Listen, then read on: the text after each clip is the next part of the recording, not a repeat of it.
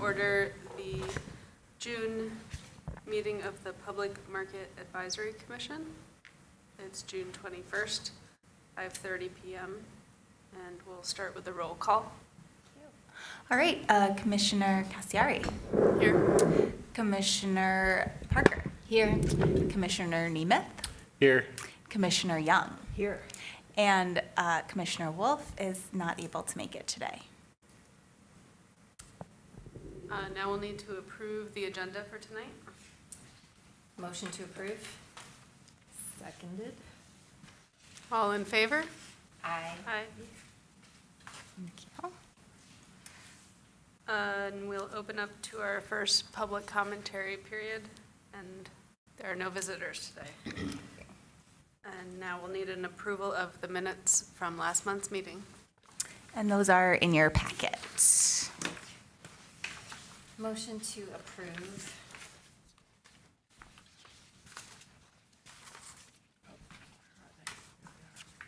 I will second.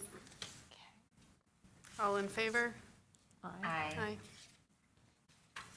Are the minutes in here, Stephanie? Yeah, they're on. Oh, here they are. I got them. Page Sorry. 3. They were Oh, right there. Okay. It's like, I hope so. I think so. And now we have presentations Not today. and on to regular business. Awesome. So I guess quick before we get all into it, since we do have 2 new members today, I just wanted to quick over, maybe how these meetings run, what to expect, and read you the role of PMAC. I think it's helpful to hear anyways. So yeah, I mean, basically, to have a quorum, we need to have a majority of members on the commission. We're only missing 1 today, so as long as 3 come and vote, we are able to have a meeting. The agenda is set by the manager, and as much as she wants to, I work closely with the chair to kind of set the agenda. But any of you are welcome to, I recommend emailing me ahead of time or something if there is something you want to discuss with as the commission, and we can put it on the agenda if, there's something that maybe didn't make it on or that you think is important to talk about. There is also a space in this for new business, which if we didn't get it on the agenda in time, that would be the place to bring it up. So, pretty much they all run through this same order: calling to order, approval of the agenda, approval of the last meeting's minutes. If we have a presentation, we'll view it. Then we have regular business, which is items that were already on the agenda that I send out ahead of time. And then new business, anything maybe that didn't make it on the agenda. And then reports and second public commentary. And there are certain items we will need as a commission to vote on. So, that, as we've already done, is first and seconded, and then everyone votes as well. Yeah, that's typically how our meetings go, I would say. And then I did also want to just read for just get to hear the purpose, objectives, and duties of this commission is to advise the City Council, Park Advisory Commission, and the market manager. And this commission is responsible directly to the mayor and City Council. So it's an advisory body and limited to performing the tasks enumerated in these bylaws, which I can give you if you need another copy of, but this is all public information. And it basically the following powers and duties: recommendations concerning the public market to the Park Advisory Commission and City Council regarding policies and actions requiring City Council approval. So that would be any changes to the market operating rules, that kind of thing. Review the market operating rules periodically and recommending the changes for review. advise the market manager regarding the promotion and advertising of the market and various activities that take place there. Advise the market manager regarding outreach education activities as they pertain to farmers markets and sustainable agriculture, and advise the market manager regarding vendor recruitment. And we've also done a lot of work, as Alex can tell you more, with the market infrastructure project and the building and advising on that. Great. So I guess if you have any questions, ask me afterwards. After the meeting would be a good time, and we can go over it then. Okay. Great. Sorry about that little detour. Okay, so the first regular business item I have is to revisit the producer-only guideline recommendations. This was a conversation we had at our last meeting. And it's just to give a little more guidance to me as the manager as to when we are reviewing new applications, what we are looking for producer only. It can get a little gray at times, and we receive a lot of applications, and so I took kind of the most common requested items and thought through more of them. So in your packet, you have a draft proposal that I put together. Yeah, and I guess I'd just like to go through it probably section by section and see what you think. That makes sense? All right, so I started off with, the market manager, I'm not going to read the whole thing, but the market manager has the authority to make the final decision on individual applications using the criteria as dictated in the market operating rules. So, and then I outlined what the operating rules say already. And I just wanted to start with that because what we're recommending are simply recommendations. They're not part of the rules themselves as market operating rules, and I just wanted to make sure that was distinguished. And then we had talked, secondly, about defining our intentions with these, because I think a large part, because each application is individual, is just keeping in mind these intentions, and then do these products meet what we're trying to do here. So the ones that I came up with based on our conversations from last time were to define what producer only means for certain products to determine the level of involvement a producer, artisan, or mobile food vendor should have in the creation of their product, outline terms that are realistic and follow common practices, recognize the imperfect definition of producer only and set priorities for choosing vendors, such as local ingredients, uniqueness of quality, capacity, and current availability at market. So what I mean by that, for example, is like if someone applies and we don't have it at market at all, that will give it kind of a priority. The manager should maintain final say and judgment over applications as is currently outlined in the operating rules, as each is unique, must be considered on a case-by-case basis while keeping in mind these intentions. And then I put that these guidelines do not preclude any current vendor from selling a product that has already been approved, but are for considering new additions. So I guess I'd like to hear your thoughts on those, if there's anything that doesn't make sense or something we should add.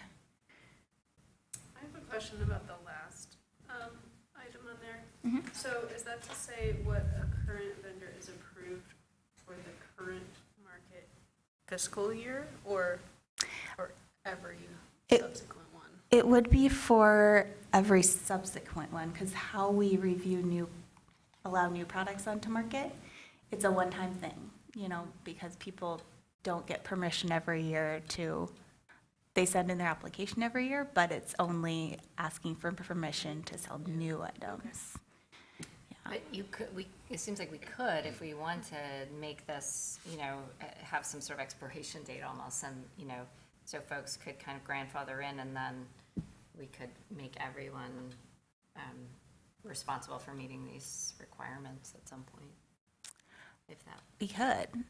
Yeah, if we feel as a body that these are really important, and I think if we wanted to do that, a good thing for us to do would be to go back and take a look and see if there are products there already that maybe this would affect. And if so, like how many, I don't know, I would just be curious to know the details, but is that something I should look into? I like the idea of that. I mean, and you can give people a grace period, Right. The whole age out, whatever those products are at a certain year in the future. And, yeah, I don't see why we shouldn't apply this to all, current and future vendors. I think if we're trying to hold ourselves to a certain standard, it makes sense to, set a time frame when we hold that standard for everyone. And I think it would be helpful just to know if and how many currently would not fit into this. Right. Yeah. Okay, I think that makes sense. I can do that, definitely. Thank you. Okay, anything else on the guidelines or the intentions? Sorry. Is this a section you intend to put in the operating rules, or this is just for us, our own use to help us out? So I was thinking of using this just for us as our own use, since one of the major functions of our body is to advise on products and vendors. And we can just use it like for a reference. If we did want to add it to the market operating rules, we did go through that process before, and you did see how it worked. So that's an option, definitely. I was thinking it would be easier. Also, the other reason is because I think, as I say throughout the document, it is pretty gray, and I like the flexibility. Like, if there's something we aren't sure, like, we want to review more in depth, or we're not sure of, we can look at it as a council. I don't know. People think. Okay, but it's always an option if we want to think about adding it to the operating rules, but that makes it, very concrete. Okay. So yeah, we can come back to this too if you think of anything else. So then I went into the specific items we discussed. So for t-shirts and clothing, clothing t-shirts should either be sewn by the artisan, or graphics should be designed and silk screened by the artisan themselves onto the material. The vendor should avoid having an outside company both make the shirts and copy the design onto them. And then I added this part, and I'd like to get your thoughts, unless significant artistic effort has been placed into the design as determined by the manager. Like, if they are an artist and they do this very complicated design and they want that on a t-shirt, maybe that would qualify as produced by them. Right. I think it makes sense to have some discretion worked into this, because who knows? It might be that they didn't sew them, but they, did something else to the material, or who knows? So I think including some discretion in there makes a lot of sense. Okay. I was just kind of trying to avoid more, like a simple print on Right. t-shirt. I didn't feel like that really fit our intentions. When you get an application from a vendor like this, do you generally ask for like samples of work? Is that part of the process? Part of the process is to ask for pictures, and samples, and then we also do ask, what they do to it, how they make it, their process. Okay. All right. So meat was the next one we talked about. The Ann Arbor Farmers Market recognizes that it is common practice for meat vendors to purchase feeder animals, raise them, and then process them for meat.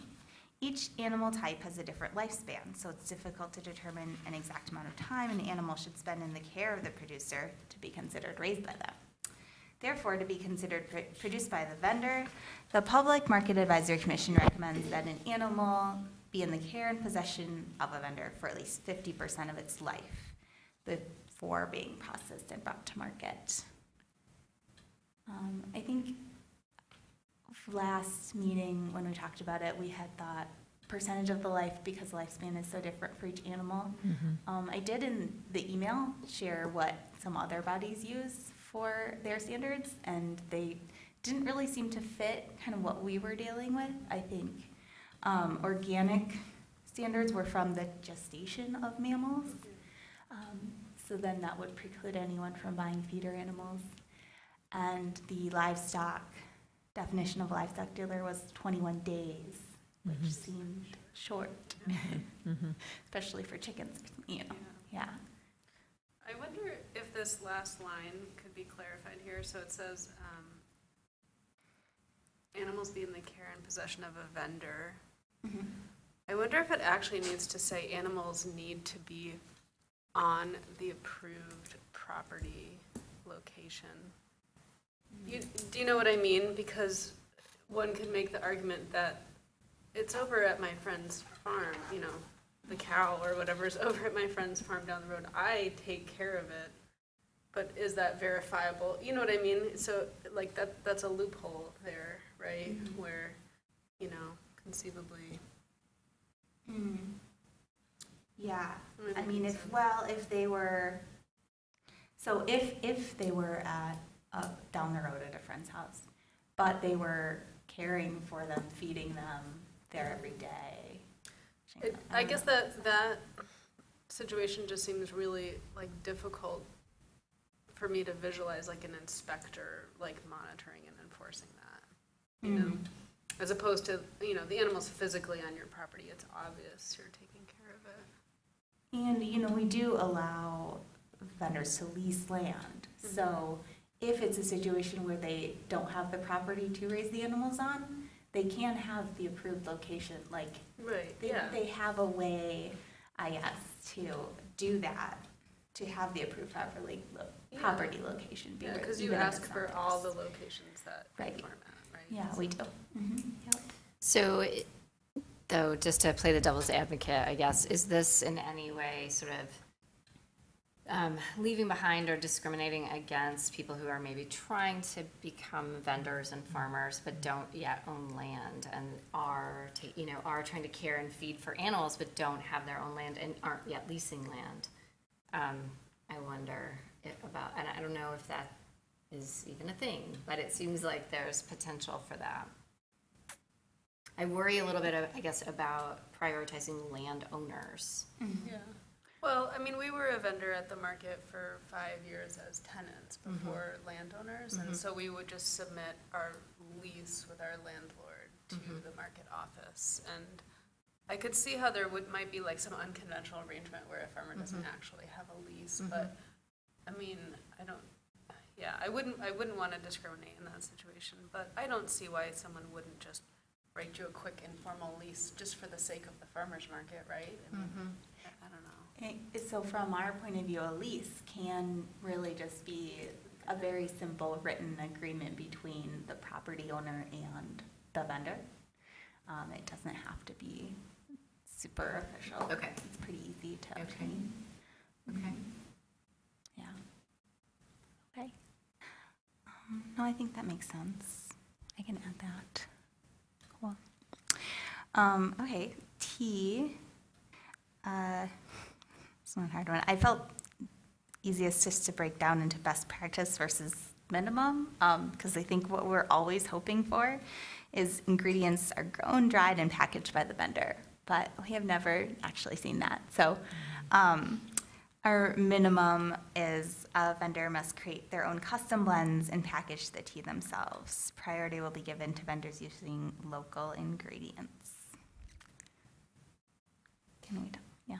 That seems reasonable. I wonder if this also applies to spices and herbs. Seems like a similar Spices, kind of Product. Yeah. And remind me, how does this compare to coffee, the requirements for coffee at the market? So with coffee or any value-added product like that, we ask, so they have to roast the coffee themselves. You know, there's a step in the value-added process, in the process they're adding value to it. Okay. So in the case of coffee, it's roasted.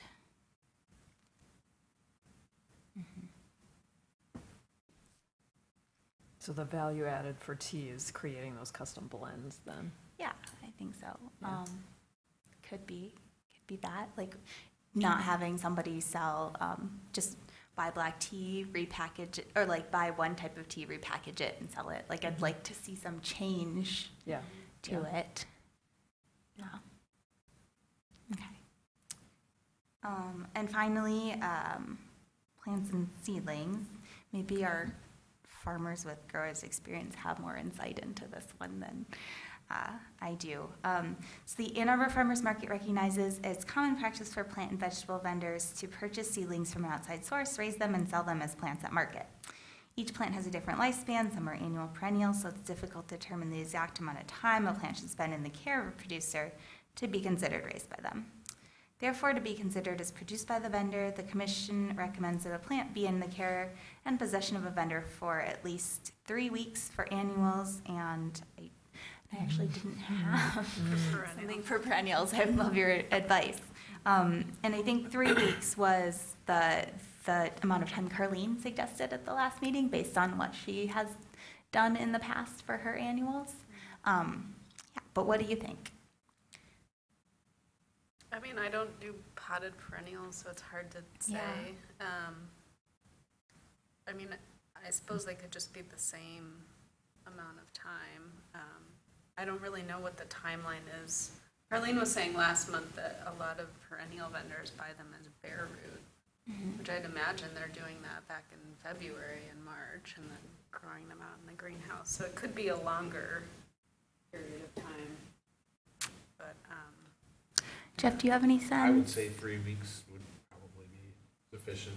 For both? Yeah, perennial probably. plants? Is this something we want, we had talked about maybe doing a survey of some of the vendors that do this? Is this that would something be maybe we want to do a survey and Yeah. then like suggest 3 weeks for both of them and see if that makes sense to the vendors? yeah, I think that would be helpful to hear Yeah, okay. their timelines. Okay. 3 weeks for annuals and perennials. Do a survey. I'm just gonna warn you, I think you're gonna have everything across the board if you start asking people. What do you mean? I mean. What do you mean? I'm just saying, Lots some of people will different- say, well, it should be grown from seed. Yeah. Oh. You're gonna have other people who will say, well, if you water it twice, you know, I mean. Yeah. You So, think? You can ask people, but I think the 3 weeks would, you're gonna go with an average after you ask everybody, Okay. probably. Yeah, I don't know. Okay. Or I wonder if even like, I mean, this is another source, but like the MSU horticulture department, like, I don't know if there's a professor there or someone who would have some opinion on this. You know. I think the reason that Carlene probably said 3 weeks was because within that 3 weeks, you're gonna have to feed the plant, you know, and you might, at that point, it just, you're in a position where you've been doing more than Right. just watering it after 3 weeks. Either you've pruned the plant or cleaned it up, Right. or, like I said, you have to feed it within 3 weeks. Can So you- at that point, it kind of becomes yours and you're taking care of it, I think. I don't know. Can you think of any situation when it would be less than 3 weeks? I mean, 3 weeks seems pretty minimal. Yeah, I would almost want to see a longer margin for perennials because they are slower growing. I mean, this is just like an intuitive response, but I feel like a perennial could sit in your greenhouse pretty easily with like minimal effort for 3 Right. weeks, right? It's, Yeah. I Or don't know. you've got it growing on your land and you're just splitting it, so it's actually potentially been there for years too, before you bring it in. Yeah, but in that scenario, I would feel like that's genuinely produced Yeah, by the farmer absolutely. if it's on their land. Well, you Yeah. said that they usually get them in February, the bare roots? I would think, right? Because you need to plant them when they're cold. March, April, May. You might want to do like 3 months for perennials or 2 months. Yeah, but then again, there might be some vendors who buy perennial seedlings. You know, they all grow at different rates, you know, some of them will size up. We've grown cannas before, which I think they're considered a perennial, even though they come from a bulb. And you plant them and they're ready to sell in 3 or 4 weeks. Yeah. Mm. They grow fast. 3 or 4 weeks. but we grew them right from nothing, Right. you know what I mean? Yeah, Mhm. right. So, and that's the other thing with the annuals, a lot of the seedlings that we plant, we can have petunias ready for sale in 2 to 3 weeks from seedling. So maybe it should be 2 to 3 weeks for the Well, annual? Three is probably fine. I don't see that being an issue. Right. And then, but for the perennials, I would say maybe a little longer, maybe you would want to double it as all. Mm. I also feel like to effectively enforce this part of the new definition, it's gonna require inspections of these vendors like in the month of May, right? Right before they start bringing all their stuff. You know, it might change the way inspections happen if we actually want to be enforcing this new definition. Because, I mean, what's the biggest sales week for nursery vendors is Memorial Day weekend, so we would want to, the inspector would want to see plants the first week of May, right? Yeah, so that's actually a really good transition, getting into the enforcement of these. I think there's a couple questions we want to ask, how diligent do we want to be about enforcing these? And then how do we enforce these? In terms of inspections, we have one market inspector, and so I think it's unrealistic to think she's gonna be able to visit any vendor that this might qualify for, all the vendors that this would qualify for in that time of year. Also, we like to vary the time of year she visits, because then she sees different things. So maybe there are other ways we can enforce it. Like in reading the organic standards, they ask for receipts. Yeah. But then we're getting really in depth and asking for like records and It's gonna receipts, take which we don't know which we don't right now. But that might be another way to enforce it. Or maybe maybe we don't ask for records or receipts, but if we suspect that is going on, then we can do that. Right. Like maybe it's a thing, right, we don't do until we feel like there's a reason. Then you might want to have something that says,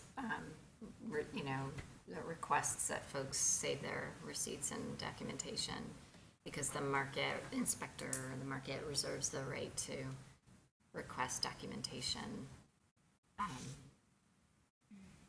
to corroborate, the ownership period, something like to that effect. Like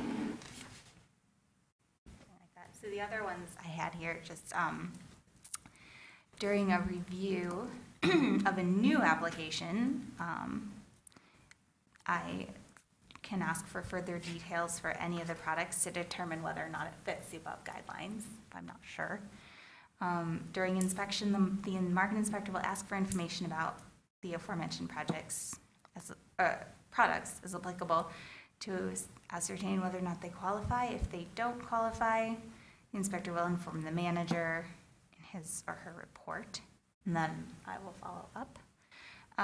If there is a question as to whether or not a vendor meets producer-only qualifications that the market manager cannot decide, PMAC may review the application and give its recommendation. And then I'm hearing that maybe we should add something that asks folks to save records in case the inspector does need to review further. I mean, I think if you're inclined to use that as an inspection tool, or, to use that as an inspection tool when needed, it makes sense to at least at the time that they become a vendor or during their application, let them know that they should save their records. Okay. Yeah, I think that inspection is like the key to preserving the integrity of this producer-only label, because otherwise it's just an honor system, Right. And I don't think that anyone's going to try to fudge this, or, I think that it will be suggestive enough if we tell vendors that there's this change and, this is the plan going forward. but at least have this, sort of backup in place. If something comes up, we can, act on it. Well, I think that's a really good point, that the inspections are, the reason we do inspections is to determine producer only. Yeah. So, we should, so that should be a piece of it. Okay. All right, great. So I'm gonna go, I feel like we're close.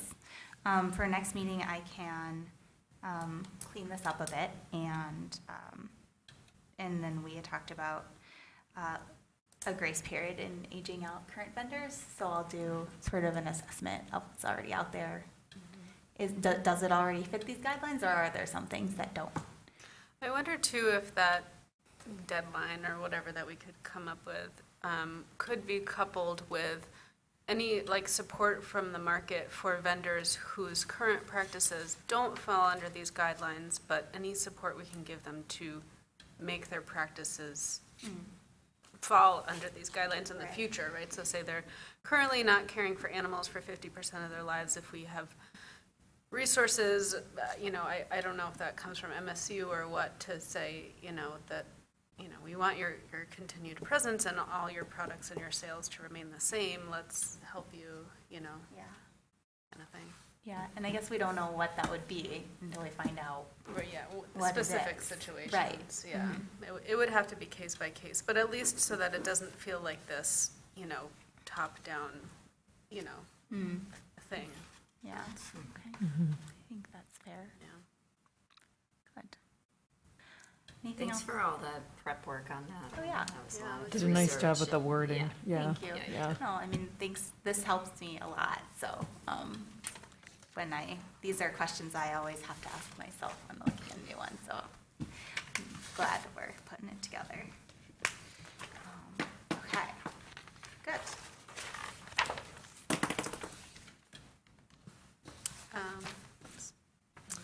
So now we can move on to the market manager report. Okay, yeah, I just wanted to let you guys know, I know this has been a while, but the changes that we proposed to the market operating rules, that was, if you remember, being able to add the extra stall after everyone else has picked their stalls without a stall limit. That went through council, and there were no questions or objections from council, and so it is now official. Great. So I have added it to our rules, and they're updated. Great. Yay. The other item under kind of city council is we received a $40,000 grant from Fair Food Network. We get it every year. And that, though for a grant that large, it does need to go through council and be approved by them. And so that was presented to them on June 4th. And now it goes through some more city bodies, like some of the lawyers review it, and it is signed by a number of people, and then it will be official. But the city council piece, it has been presented to them.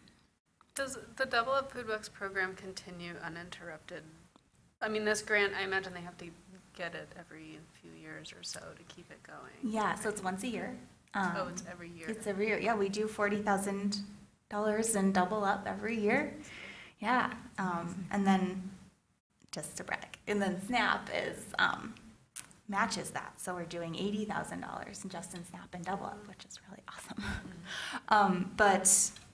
Yeah, it's once a year, and it doesn't stop. Like, we make sure there's enough time between when we start the process of getting the grant and when it kicks in, that we don't run out. Are you seeing a greater need at all? I'd say the past couple years it's been, well, since I started, and then I think the year before me, it seems like it's been steady, about the same. I don't know, actually, maybe you can answer that. So I work, at Fairfield Network, and I would say, I actually could pull, I don't know, I could pull the numbers on what Ann Arbor has done for the last few years and see. In farmers markets in Michigan and Double Up, we did see a slight decline from 2016 to 2017. And SNAP caseloads went down from 2016 to 2017. whether or not, and that's not necessarily a comment on need, that's more a comment on the structure of the SNAP program and eligibility, or potentially is a comment on that. I can't really say for sure one way or the other, but eligibility rules have changed and are, of course, are in discussion for further change. But I can say that overall statewide, the double up spending in farmers markets decreased slightly from 2016 to 2017. And I'll be happy to look up, I mean, you may have the records too, but I'll be happy to look up what Ann Arbor, what happened in the Ann Arbor farmers market from one year to the next. I was more just curious Yeah. about it. Yeah. Yeah. Make sure that that 40,000 covers the need that's there. And if it doesn't, I mean, if there's, so I'll say two things. If it doesn't, there's, that 40,000 just is in terms of what is being spent. And so we give the money out ahead of time and it gets spent down. So as the need is there, we're able to provide the incentive funds. And the other thing I will say is that a big issue that we have at farmers markets across the board, and Ann Arbor's no different, is getting the vendors to put this, to make the signage apparent, to keep program visibility up. And if we could do a better job of that, then I think we would see more money move through the market. That is a really good comment. So I've been thinking about that because it's difficult. We give the signage to the vendors to hold on to the whole year, and they're kind of responsible for putting it up themselves. I think this year we might just have the market do it each morning. That would be That would be fabulous. really good. And work. then, like, We always much forget. better. Yeah, and or you lose it, and, Yeah. and then like run around at the end of the day and just grab them, and it'll take us 5 minutes, and Yeah. we'll be able to get the signage up every day as opposed to.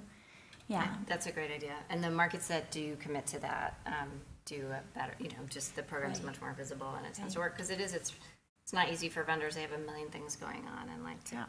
pull out a sign and find a place to put it and keep it from getting beat up by the whole process, I think is tough. So it does work better when the market can take responsibility. I wonder if that sign, like just for maximum literacy, or maybe you already have signs made up. I haven't made them for this year yet. And I'm just imagining like a photo of each coin, you know, like just for like, just real readability. especially because a lot of our users don't speak Aren't English. speaking, or it's not their first language, yeah. Yeah. We could do that pretty easily. We have materials in other languages too. Oh, that's if right. That would be helpful. Yeah.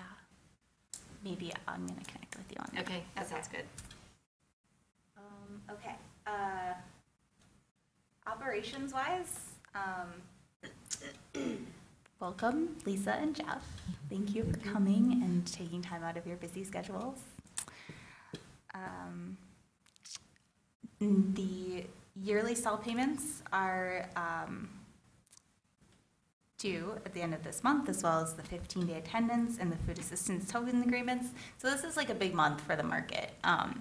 We have a lot of things that are due by the end of this month, and then we kind of start our new fiscal year. So this is kind of the time when we really find out who's coming back and who's not coming back. Trying to chase down people, make sure it all gets in on time. That's happening right now.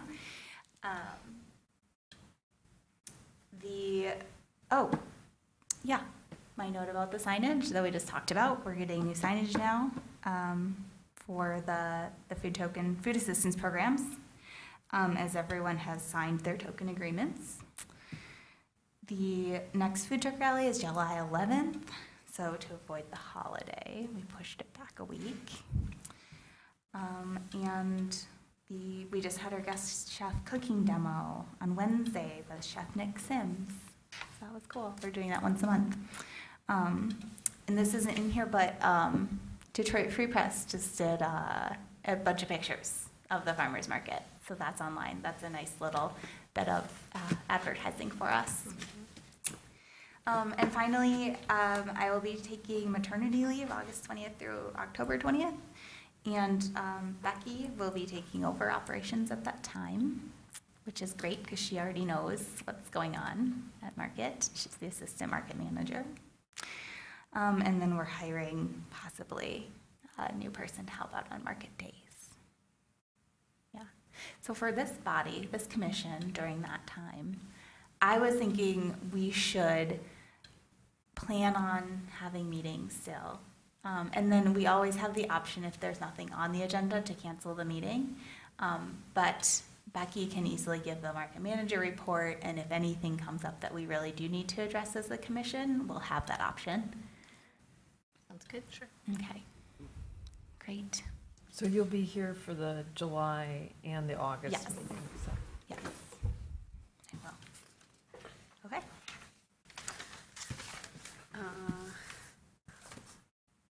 Now, we will move on to new business. Any new business? Nope. Any reports today? No reports. And we have no public here to comment, so we'll skip the public comment. And do we motion to adjourn, or do I just adjourn? I think we, sorry, I can't remember the one.